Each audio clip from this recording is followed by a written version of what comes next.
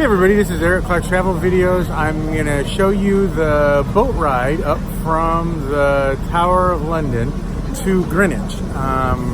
It's a little ways, but I'm going to capture as much as I can and I'll share it with you. Thanks a lot for coming along and have a great day. Bye. When you go as far up this river as a place called Teddington, that's when you get to the first permanent lock. Teddington takes its name from three short English words: tide, ending, town, and over the years it's been abbreviated Teddington. There is 42 other locks that span the non-tidal River Thames. This part of the river is tidal. We have 2 tides every 24 hours. 5 hours, roughly, of flood tide. Then 7 hours of ebb tide when the tide returns to the North Sea, about 40 miles ahead of us. The rise and fall of the river is between 5 to 8 meters, so it can rise 8 meters on a good spring tide. We average about 6.5, and that is the green moss line. So if you look around, you see the green moss line, that's our average height of tide. The speed of tide, well, it is 4 knots on average, but reaches speeds up to 6 and 7 knots on the ebb tide. Strongest and fastest Olympic swimmer, Michael Phelps, he swims just 4 knots. It's a very strong tide, can be very dangerous. And we've always used the tide to our advantage. Look here on your right, you can see these barges. You can see they've got, one of them's got an advert actually for this company. Now these are rowing barges. Years ago, when there was much shipping here, the lighter men would go alongside ships, take cargo from the ships and put it in their barges. They would leave at the right state of tide, and as the strong tide started to flow, one man, a lighter man, would row that barge to where it needed to be. Now I wouldn't so much be rowing to get the barge moving, because as I said, the strong tide is flowing. It was more steering it around the bends we have in the river, and going through the bridges could be quite challenging as well. We still row these barges. 3 times a year we have a barge race. We row from Greenwich to Westminster, a journey that takes this boat with the tide 40 minutes. It takes us nearly 3 hours when rowing these barges, and we do this for fun. And so they tell me. The reason I do it is to remember how the trade went up and down years ago. My granddad, he told me stories of rowing these barges when he was a young man. I take great pride when I'm out there rowing. I always remember what my granddad said to me just before he died actually. He said, "Ben, are you holding that ladder?" Which is a shame. See, I thought he was going to say something interesting as well. What my granddad told me, he said, "Don't work on the river." He said it's a dying trade. And he is right. You look around you, you see we don't have the wharfs and warehouses that was once here. We had an unbroken line of warehouses. We had thousands of men working this river. Today, just hundreds of us left, but we're still here. And of course, we're hanging on by a thread, and it's lovely people like yourselves just coming out to enjoy our river that keeps us employed. There is a little bit of civil engineering that still goes on. We mentioned the Thames Tideway Tunnel, the sewer. That's brought a lot of work to the river. And they do deal with household rubbish on the Thames. The black bin bags that are disposed of in London are loaded onto barges and towed downriver towards Essex.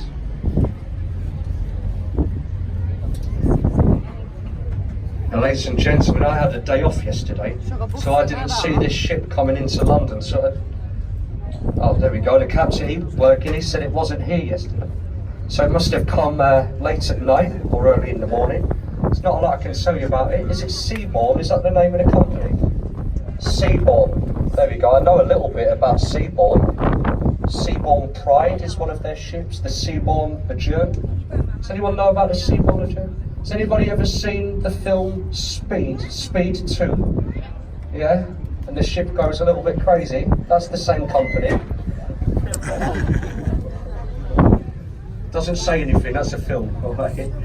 This one, as we say, must have come here yesterday or last night or this morning. The passengers, they'll be having a look ashore. They'll be getting ferried ashore now, have a little look around London, then they'll go back on the ship and they'll leave. And they'll probably go somewhere far more exotic, somewhere like a new castle, something like that.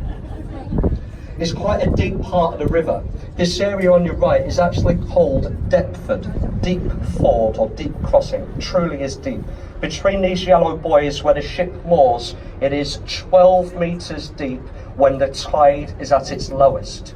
And as I said, the tide can rise 8 metres, so it can be 20 metres deep there. When you compare that to London Bridge, when the tide is at its lowest, it's just 1.5 metres. This boat doesn't fit through London Bridge when the tide is at its lowest. And of course, that's why the Romans crossed there. It's easy for them to do.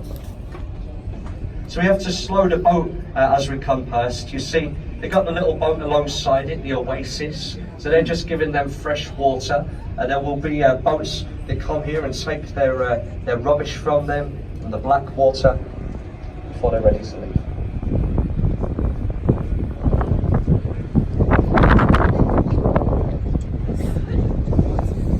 And Greenwich is not too far away now. You can see now the ship's out of the way, the 2 white buildings directly ahead of us with the domes. They're the old Royal Naval Colleges and Naval Hospitals, for many years where all naval personnel was educated and treated should they get injured. So that is where Admiral Lord Nelson went to college and where he was brought after he was killed at the Battle of Trafalgar, 1805. Most people killed at sea, they're buried at sea, but not Nelson. His crew thought they'd be forgotten. So he was put upside down in a barrel of French brandy.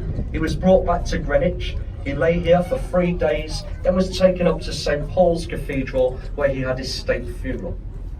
As I say, he came back to this country in a barrel of brandy. You know what sailors are like at sea, they do get very bored. There are reports that some of the crew was dipping in the barrel and having a drink. I know that sounds disgusting.